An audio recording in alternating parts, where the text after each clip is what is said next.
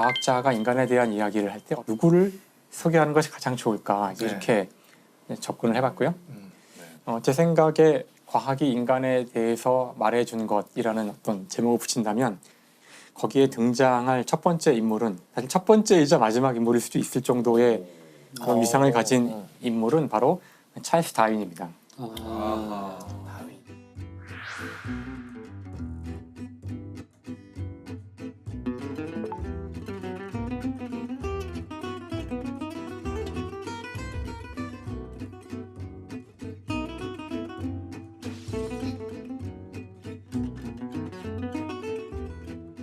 다윈의 이름을 모르는 사람은 없지 않을까요? 드러는 드러는 다 봤을 거라고 생각을. 아는 건 진화론, 그 다음에 그렇죠. 종의 기원 이 두 개밖에 없는 것 같은데. 그렇죠. 더군다나 이 찰스 다윈이라는 사람은 명성에 걸맞게 충분한 그 스토리를 갖고 있는 사람이기도 해서 아 좋아요. 일단 영화적인 인물이군요. 이미 영화화됐어요. 그래서 이미 영화화되기도 했고 의외로 사람들이 잘 알지 못하는 하지만 아주 유명한 그런 이분을 소개하면 어떨까 하고 이제 준비를 해봤어요. 좋습니다. 어떤 점에서 끌리셨나요, 우리 다윈님? 사실 그 진화론이라는 그 이론 자체가 우리 인간이 생명에 대해서 할 수 있는 가장 근원적인 질문에 대한 답을 해줘요. 이렇게 다양하고 많은 생명은 도대체 어떻게 해서 만들어졌나? 어떻게 생겨났나? 근본적인 우리 우리는 어디서 왔는가? 그렇죠. 우린 무엇인가? 네. 이거 하나가 장대한 사실 스토리죠. 아 예. 그러니까 다윈 같은 경우는 흔히 말하는 금수저 집안에 어머니가 아마 이름만 들으면 아실 웨지우드 전혀 모르겠어요. 도자기. 골프채 이름 같은. 도자기 도자기. 웨지우드 접시.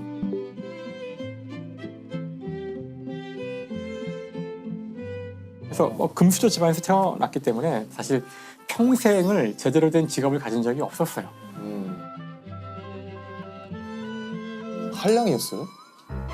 그거를 한량이라고 하기엔 그러니까 돈이 많아서 사실 직업에 대한 걱정은 크게 없었는데 아무튼 그래서 집에선 당연히 의사가 되거나 아니면 뭐 신학자가 되거나 근데 다윈은 흥미가 없었기 때문에 이제 당연히 이제 의사는 재미가 없어서 그만두고 때려치고 그래서 결국은 신학에서 학위를 받게 돼요. 와. 다윈이 신학 학위가 있어요? 아이러니네요. 근데 이제 그 신학 학위를 받은 바로 그때 비글호를 타게 돼요. 비글호요? 이름이 비글호예요? 배 비글을 좋아하셨나? 비글호는 배고요. 그 배는 이제 당시 영국 해군의 미션을 받아서 남미를 측량하러 가는 그런 일을 맡게 돼요. 남미. 근데 어쩌다가 그 배를? 그러니까 신학 학위를 받았는데 왜 그 배를 타게 된 거예요? 그러니까 사실 그 신학 학위를 하면서도 그 자신의 그 다른 곳에 대한 열정. 그러니까 다윈은 어릴 때부터 이렇게 사람들하고 막 놀고 이런 것보다도 딱정벌레를 수집하거나 아니 그런 자연에 대한 굉장히 관심이 많았어요. 책도 많이 읽고. 그래서 이제 그런 쪽의 사람들도 많이 만나서 그 당대에 유명했던 지질학자나 이런 생물학자들하고 교류를 많이 했고요. 그래서 이제 그 중에 한 사람이 비글호가 이런 임무를 가지고 떠나는데 여기 이제 박물학자 한 사람을 구하고 있었거든요. 그래서 이 사람 저 사람 이제 알아보다가 많은 사람들이 나 못 가 뭐 여러 가지 이유로 못 가서 이게 쭉 돌고 돌아서 다윈까지 온 거예요. 근데 박물학자가 뭐예요? 박물. 물. 다양한 것을 모으고. 그렇죠. 수집하고 이런 거죠. 우리 박물관 할 때 그 박물. 맞아요. 그때 다양한 거를 수집할 수 있는 가장 좋은 방법은 새로운 땅에 가는 건데 그래서 당시 이제 그런 학자를 찾았기 때문에 다윈한테 해보지 않겠냐? 그래서 당연히 이 사람은 너무 하고 너무 좋아 이거는. 새로운 거. 그래서 결국은 이제 배를 타게 되죠. 비글호를 타고 그 여행을 5년간 갔다 오는데 5년이요? 무려 5년을. 왜냐면 남미의 끝까지 갔기 그렇죠. 때문에 난 못 타. 근데 다윈에겐 다행히도 배에 계속 타고 있어야 되는 건 아니었고 이제 배는 다니면서 측량을 하고 자기는 어딘가 내려서 계속 있다가 이제 이동할 때만 타고 했기 때문에 상당히 많은 시간을 실제로 육지에 있었다 그래요. 그리고 다윈은 남미에 탐험하는 그 기간 동안에 수집해서 자신이 모아놓은 것들을 이제 계속 본국으로 보내요. 보내서 박제로 만들어 보내기도 하고 뭐 새로운 이제 화석도 찾아내고 그래서 다윈은 이미 그것만으로도 유명한 과학자가 되긴 됐었어요. 그 탐험 여행 끝에 이제 남미를 다 돌아보고 남미를 떠나서 갔던 첫 번째 섬이 바로 갈라파고스였어요.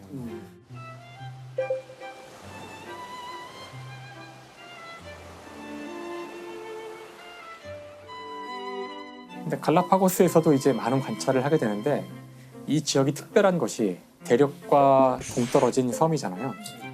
그래서 이 섬에서는 정말로 한 번도 본 적 없는 괴상망측한 생명체들이 있는 거예요.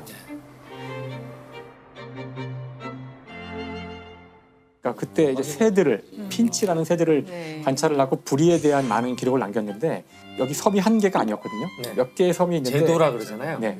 그 새들은 전혀 모양이 달라서 다윈은 다른 종인 줄 알았어요. 다른 종류의 새인 줄 알았어요. 그렇겠네요. 근데 나중에 이제 갖고 와서 이걸 해부를 하고 정확하게 조사해 보니까 같은 종인 거예요. 근데 핀치였구나. 같은 종인데 왜 이렇게 변화가 심하게 일어났을까? 그러니까 이런 현상들은 일반적으로 보기 힘들어요. 저희가 사는 이 세상은 워낙 이미 수많은 종들이 서로 경쟁을 해서 딱 균형을 다 이루고 있기 때문에 이런 일이 잘 안 일어나는데 이 섬은 워낙 좁은 고립된 곳이기 때문에 하나의 종인 새도 상황에 따라서 아주 급속하게 변화가 타타닥 일어나서 다양한 종류의 부리를 어떤 부리를 가진 새는 나무를 쪽이 돼 있고 사실 이렇게 다르면은 딴 데서는 다른 종이거든요. 여긴 그렇지 않았던 거죠. 근데 문제는 이제 돌아와서부터 이제 고민이 시작되는 거죠. 돌아와서 고민이 되지, 이제. 예, 자신의 데이터들을 이제 가지고 분석을 하고 책을 쓰려고 하다 보니까 뭔가 이제 그게 있는 거죠. 이거 생명의 다양성에 대한 자신이 답을 찾은 것 같은데 함부로 이야기 서서히 답이 보이는데 이게 굉장히 위험한 답이란 사실을 알게 되는 거예요. 그래서 불경하다. 그렇죠. 네. 그래서 1836년에 돌아왔지만 종의 기원이라는 책이 출간되는 것은 1859년. 20년이 넘게 걸렸네요. 무려 한 25년 가까운 시간을 더 이제 보내야 되는데 물론 그 사이에 많은 일들이 있었지만 기본적으로는 과연 이것이 옳은 이론일까? 그리고 이걸 냈을 때에 자기한테 돌아올 엄청난 엄청나네. 공격과 비난 이건 단순한 어떤 과학자로서의 공격이 아니라 성경에 나오는 그 말씀을 다 위반하고 모든 사람이 믿고 있던 인간의 존엄성, 인간은 고귀한 존재고 선택받은 존재라는 것을 다 깨뜨릴 수 있는 거기 때문에 본인이 먼저 완벽한 증거들을 얻어야 한다고 믿고 질문을 하고서 그걸 다 답을 찾는 데까지 시간이 걸리는 거예요. 보강을 하는 데까지. 코페르니쿠스랑 비슷한 것 맞아요. 같네요. 코페르니쿠스가 이제 지구가 이 세상의 중심이다라는 걸 모든 사람이 그렇게 생각하고 있을 때 열심히 관측하고 꼼꼼하게 기록해서 봤더니 그러면 안 되는데 자꾸 태양이 중심에 있고 지구가 움직이는 결과가 자꾸 나오는 거죠. 그래서 이거를 낼 때 약간 고민을 많이 하셔서 나중에 거의 이제 인생의 말년까지 와서 병상에 누워서 그때서야 책을 집필을 하셨다고. 그래서 천체 회전에 관한 그 논문의 이름이 앞에가 레볼루션이잖아요. 천체 회전이란 말이 레볼루션인데 얼마나 놀라서 이것이 혁명이란 단어가 본인이 붙인 거예요? 아니 레볼루션은 원래 회전이라는 회전이라는 뜻을 갖고 있어. 레볼루션이 원래 회전이에요? 회전. 근데 그게 너무 혁명적이라서 혁명으로 바뀐 거구나. 회전이라는 것이 혁명인 것이었던 거죠. 그래서 추가로 그런 뜻을 갖게 돼요. 와. 이럴 때 보면 이 프로 하길 잘한 것 같아. 레볼루션이 원래 회전이었던 거 알았어? 코페르니쿠스가 하면 바로 이제 그래서 사실 그 코페르니쿠스의 지동설은 이제 그 성경에 나오는 한 구절 때문에 문제가 되었던 것이고 지금 다윈이 하려는 얘기는 성경 정면으로 전체를 그냥 반박하는. 그 창세기 전체일 뿐만 아니라 그 인간에 대한 수많은 이야기들을 전체를 부정하는 거죠. 근데 일단 욕을 뭉태기로 먹었을 것 같은데요. 욕을 먹은 정도가 아니라 왜냐면 진짜 뭐랄까 변을 안 당한 게 이상할 정도로. 심지어 본인도 고민을 많이 하는데 이 다윈의 와이프가 독실한 또 신자였거든요. 그래서 그 다른 사람들한테는 함부로 말을 이제 안 해요. 위험해서. 그래서 자기 아내한테 이야기해주자 아내가 굉장히 분노를. 그렇죠. 그다음에 또 한편으로는 남편을 이제 보호하고 싶기도 했겠죠. 생각도 하지 말라. 다윈도 고민을 많이 하는데 그 다윈이 남긴 기록을 보면 다윈이 그 신에 대한 어떤 믿음이 서서히 사라져가는 과정이 보이긴 보여요.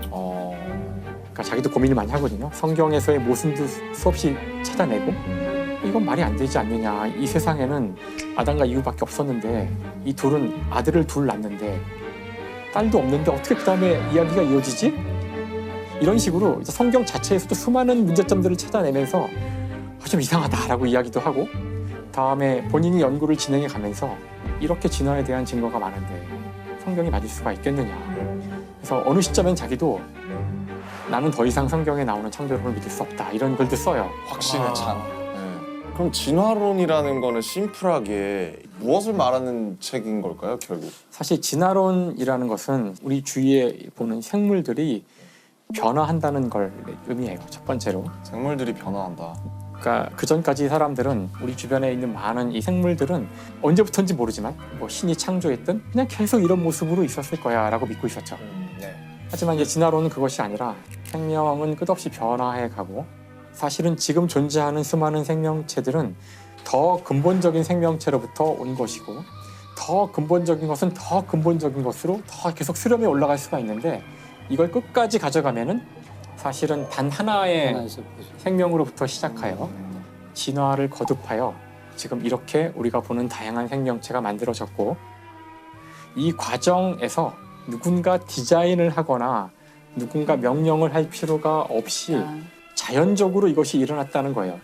그래서 아무튼 이거를 이제 설명을 해서 사람들이 납득을 해야 되기 때문에 이걸 집대성하여 쓴 책이 이제 종의 기원이라는 책인데 이 책이 아주 고도의 전략을 쓰게 돼요. 이 책을 아마 많은 분들이 이 책은 과학의 고전이라니까 한번 읽어볼까? 그렇게 읽어보시려고 했던 분들은 이제 읽다가 엄청난 그 자기 환멸과 아, 네? 분노를 느낄 수 있는 책인데 시작 부분이 그래요. 시작 부분이. 그러니까 책의 시작 부분은 비둘기에 대한 이야기로 시작하는데 우리나라 사람들은 알지도 못할 비둘기에 대한 수많은 이름들이 나오기 때문에 그 영어로도 나오는데 찾아보면 다 비둘기라고 돼 있거든요. 아, 다양한 비둘기들의 수많은 이름들이 비둘기가 나오는데 도대체 나는 종의 기원이라는 그 위대한 이론을 알고 싶은데 왜 비둘기 이야기만 이렇게 오래 하는 걸까? 이게 이제 당시 그 다윈이 살던 시대 그 시대에는 비둘기뿐만 아니라 강아지도 그렇고요, 고양이도 그렇고 그걸 잘 키워가지고 아주 독특한 형태로 만드는 게 되게 유행이었어요. 그러니까 이 다윈은 처음에 어떻게 시작한 거냐면은 이걸 봐라. 인간이 개입하여 특별한 결과를 얻고 싶을 때 비둘기를 가지고 이미 우리는 수많은 교배를 통해서 원하는 형질을 얻어왔다. 이미 그걸로 증명이 되고 있다, 우리 주변. 하고 있지 않냐? 네. 우리는 진화를 벌써 시킨 해왔다. 거죠. 우리가 이걸 골라온 거죠. 우리도 혈통 좋은 개끼리 계속 했듯이. 아, 네. 맞아요. 사실 그러니까 이미 사람들한테 익숙한 이 비둘기라든가 이 강아지라든가 이런 교배시키는 것을 먼저 설명을 한 거예요. 그러기 위해서 굉장히 지루하지만 지금 우리가 보기엔 근데 이게 당대에는 지루하지 않았대요.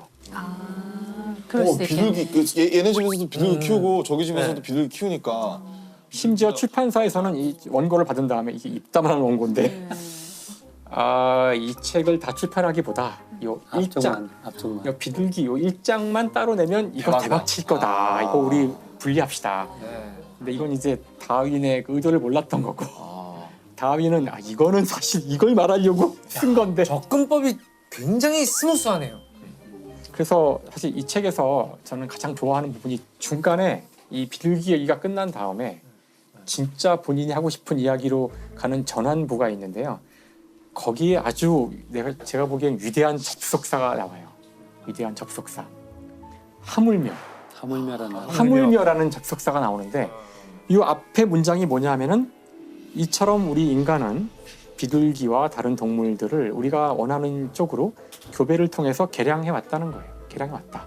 하물며 자연은 수많은 생명체의 경쟁을 통해서 이것들을 그 환경에 맞도록 계속 선택을 해왔다는 거예요. 자연 선택이 거기서 나오는 그렇죠. 바로 인간이 해왔던 것을 이 자연 전체가 그 순간의 환경에 가장 적합한 존재들을 선택해왔고 이 생명종 전체를 바꿔왔다. 자연이. 네, 바로 이 얘기를 그리고 나는 지금부터 그 증거들을 하나씩 보여주겠고 거기서 나올 수 있는 모든 질문에 다 답을 할 것이다. 야, 준비가 다 됐으니까. 그러니까 25년이 걸렸구나. 야, 그런 책이라고는 생각 못했어요. 왜냐면 이거는 단순히 어떤 새로운 발견이 아니라 인간을 능멸하는 걸 수도 있거든요. 인간의 어떤 자존심을 건드린 거라서 문제가 된 거죠. 지구상의 모든 생명체는 어느 한순간에 정확히 모르지만 한 38억 년 전쯤에 지구에서 시작되어서 그 이후에 똑같은 시간 동안 진화해 온 거예요. 우리와 박테리아, 바이러스 할 것 없이 다 뭐가 그냥 다르냐. 다 똑같은 그런 존재라는 걸 이야기를 해주고 있어요. 그러니까 진짜 무서운 거죠. 많은 사람들이 정말 이 이론에 충격을 받고 대단히 싫어했지만 근데 이 책이 너무나 완벽하게 쓰여졌기 때문에 영국의 과학자들 가운데 진화론을 인정하지 않는 사람은 거의 없었다는 평가예요. 대략적으로는. 결국 하지만 일반인들을 대거 진화론을 지지하는 쪽으로 몰고 가는 사건이 이제 시작돼요. 이게 뭘까요? 어떤 이제 보기에 따라서는 어떻게 오해될 수가 있냐면은 선택받는다는 것이 어떤 경쟁을 통해서 약육강식의 세상을 합리화하는 식으로 이용될 수가 있습니다. 그래서 우생학 같은 것도 맞아, 어떻게 보면 바로 네, 그거죠. 강한 네, 것들만 네. 살아남고 강한 것만 살아남고 또는 이걸 거꾸로 보면 살아남은 것은 왠지 강한 것이고 이걸 인간 사회로만 좁혀서 보면 가장 지금 우월한 백인들이야말로 살아남을 살아남을 가치가 있는 그런 어떤 인종이고 아니면 유색 인종들은 지배를 받아야 될 그런 인종일 수도 있는 거죠. 바로 이것은 당시에 한참 아시아와 아프리카를 식민지화해 가던 빵만 유럽에게 아주 필요했던 열강. 어떤 사상이었을 수도 있던 그렇게 거예요. 쓸 수도 있었겠어요. 다윈 자신은 알았을까요? 그 점에 대해서 혹시 미리 우려했거나 우려했죠. 아 그런가요? 네. 악용될 수 있겠구나. 악용될 수 있기 때문에 사실 그 진화라는 단어를 초판본엔 쓰지 않아요. 에볼루션. 영어로 에볼루션인데 에볼루션이라는 단어는 쓰지 않고요. 그 에볼루션이 들어가야 되는 장소에다가 정확하게는 그 디센트 오브 모디피케이션이라 그러는데 수정을 통한 나아짐이랄까? 뭐 이 정도의 느낌의 단어를 사용하는데 진화를 아주 완곡하게 풀었네요. 예, 완곡하게 네. 이것이 왜냐면은 그 에볼루션이라는 말에는 무언가 더 좋아지는 듯한 느낌? 네. 뭔가 방향이 네. 있는 듯한 그러니까 그런 뉘앙스를 주고 싶지 않았던 거예요. 근데 워낙 사람들이 에볼루션이라는 단어를 좋아하다 보니 다음에 이게 또 한 단어로 착착 붙잖아요. 네. 그래서 결국은 이제 이 단어로 귀착됐는데 후회하죠. 이걸 나중에 후회하고 뒤에는 쓰긴 쓰는데 계속 안타까워해요. 아, 여기에는 어떤 나아진다는 진보한다는 개념은 없다. 그러면은 여기서 결국 이제 이런 질문이 나올 수밖에 없는데 그러면은 되게 다른 답이 나올 수 있다고 생각하는데 그럼 인간과 다른 여타 동물들을 어떤 구분짓는 어떤 기준이 있다고 생각하신다면 그게 어떤 거라고 생각하시는지. 항상 이런 문제를 접하면 과학자는 똑같을 거예요. 인간이란 무엇인가? 인간의 정의부터 정의. 생각을 해야지만 이 질문이 시작되거든요. 네. 네. 그래서 그러니까 인간에 대한 그 정의가 여러 가지가 사실 있잖아요. 있을 수 있겠죠. 여기 네. 작가님도 많이 아실 것 같은데 네. 저 같은 과학자한테 물어보면 인간은 DNA에 있는 정보로 규정되는 그런 종이죠. 그러니까 종이란 건 별게 아니라 서로 번식이 되면 종이에요. 네. 서로 이제 교미 적당한 단어가 그렇죠? 뭐 짝짓기. 예, 뭐. 짝짓기 그렇죠. 짝짓기. 그러니까 사실 종에 대한 정의는 그런 식으로 짝짓기로 정의가 돼 있는 거고 우리 인간이란 호모사피엔스라는 종은 우리가 가진 DNA 정보를 가지고 이야기할 수 있고요. 그러면 다른 종과는 DNA가 조금 다른데 그 다른 동물과 또 다른 동물은 또 DNA가 약간 다르죠? 김영하 선생님은 네. 이 얘기에 대해서 어떻게 생각하세요? 어렵다고 생각합니다. 지금 많이 골똘히 생각에 잠겨 계시더라고요. 네. 인간이란 오랫동안 말씀 안 무엇인가? 하셨는데 근데 이제 저는 이야기를 쓰는 사람이니까 인간과 다른 종을 구분하는 가장 큰 것은 인간은 이야기를 한다는 거죠. 없는 이야기를 만들어내기도 하고. 어쨌든 이야기를 한다는 거죠. 이야기를 한다는 게 정확하게 뭐랄까 좀 이야기라는 게 그러니까 뭐 인간이랑 모기도 다르지 않고 인간이랑 원숭이도 다르지 않지만 이야기를 안 하잖아요. 이야기라는 거는 생존에 필요한 정보들을 굉장히 효과적으로 전달하는 매체거든요. 그러니까 우리가 생존에 필요한 여러 가지 정보가 있지만 이거를 그냥 직설법으로 전달하면 잔소리가 돼서 듣기 싫어해요. 그래서 늑대 조심해라, 뭐 호랑이 조심해라 이런 거보다는 늑대와 호랑이에 관한 무서운 얘기를 애들한테 들려주면 옛날에 각인이 되는 거죠. 늑대는 진짜 무서운 거구나. 그게 또 감정으로 전해지기 때문에 정보로 듣는 것보다는 감정으로 우리가 들으면 몸이 반응하거든요. 이런 식으로 해서 이런 정보들을 효과적으로 전승하고 전파시키고 심지어 막 퍼져나가기까지 하잖아요. 네. 이런 것들을 잘하는 어떤 인류가 살아남아요. 득세했을 가능성이 있다는 거예요.